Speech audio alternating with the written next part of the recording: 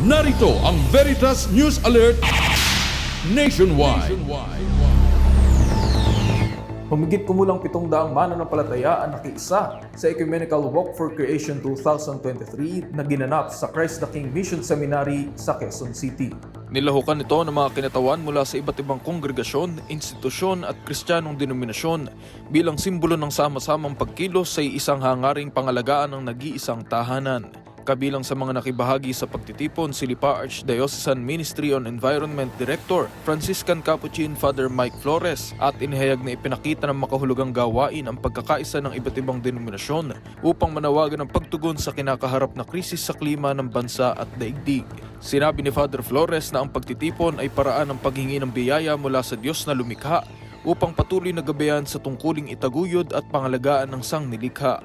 Napakagandang pagpapakita ito ng pagkakaisa ng ecumenical community na lahat ng nagkatikod dito ay merong kamalayan at merong talagang masidhing pagnanais na makatugon dito sa mga challenges na kinaharap natin ngayon, lalo na here in the climate emergency.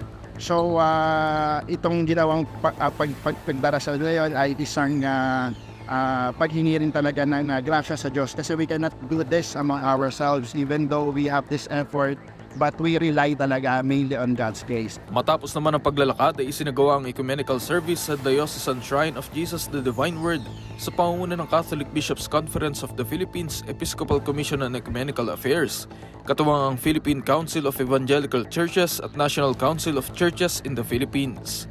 Ayon kay CBCP Ecumenical Affairs Commission Executive Secretary Brother Robert Samson, ang pagpapaigting ng ugnayan at unawaan sa pagitan ng iba't ibang kristyanong denominasyon ang nagbubuklod sa bawat isa tungo sa pagkakaroon ng mapayapang lipunan, kabilang narito ang pangangalaga sa sangnilikha, alang-alang sa kapakanan na nag-iisang tahanan at mga susunod pang henerasyon. Kaya maganda sinabi ni Father na upgrade natin ang interconnected best richlands, upgrade the reciprocal love natin for Ramalabo. Kasi yun ang strength na ecumenism. Compare you and didn't know that my disciples seek to love one another. So, kung naitis namin yun, among us, it follows even the cure of creation.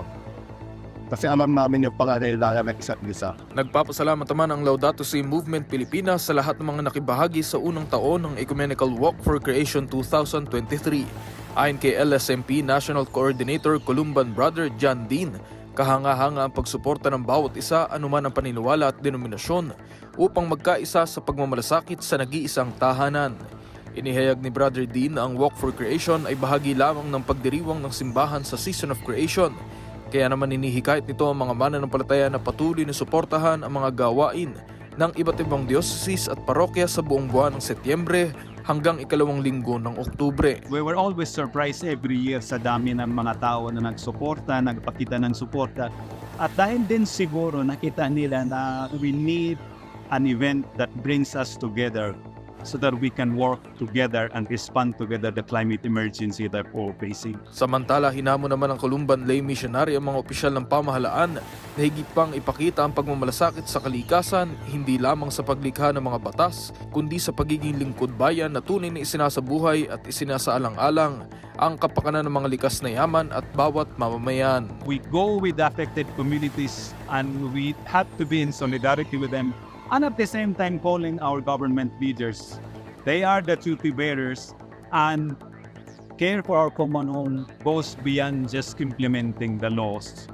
It's also about our values of protecting the earth since we are part of it. Taong 2017 nang ilunsad ang Walk for Creation sa pangunguna ng Global Catholic Climate Movement Pilipinas na ngayon kilala na bilang Laudato Si Movement Pilipinas. Tema naman ng Season of Creation 2023 ang Let Justice and Peace Flow na hango sa mga katagaan ni Propeta Amos. Para sa Veritas PH, ako ang inyong kapanalig Michael Año, sumainyo ang katotohanan.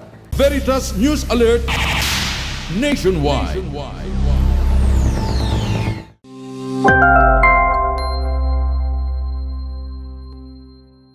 Ako ang inyong kapanalig